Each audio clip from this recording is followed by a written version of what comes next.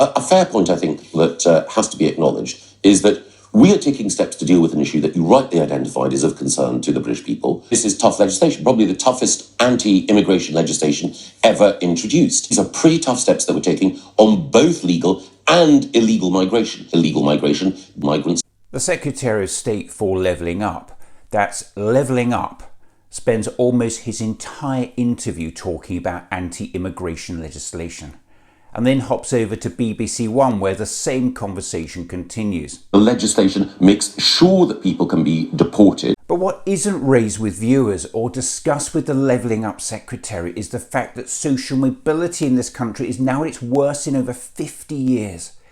That never in living memory have families got so much poorer over a single parliament.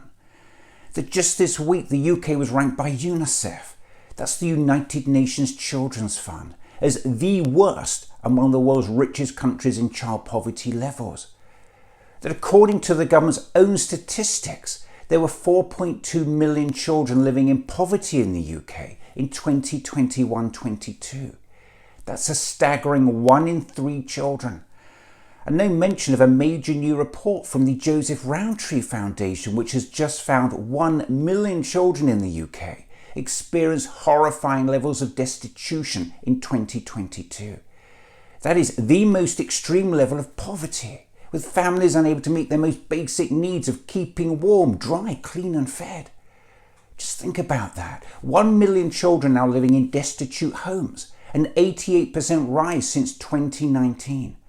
Instead, all we got was this. The legislation makes sure that people can be deported. The Levelling Up Secretary and viewers were not told that the number of children in food poverty has actually doubled in the last year. That the number of people living in relative poverty has actually increased by 900,000 since 2010. That's almost 1 million. That a staggering 14 million people are now living in poverty. 14 million. 1 million adults can't afford to eat every day. Millions now using food banks and going without heating. Instead, all we got was this. Anti-immigration legislation. We've got GPs prescribing nutritional drinks to starving patients, thousands being hospitalised with malnutrition. The number of people experiencing destitution in the UK has more than doubled in the last 5 years. It's more than doubled.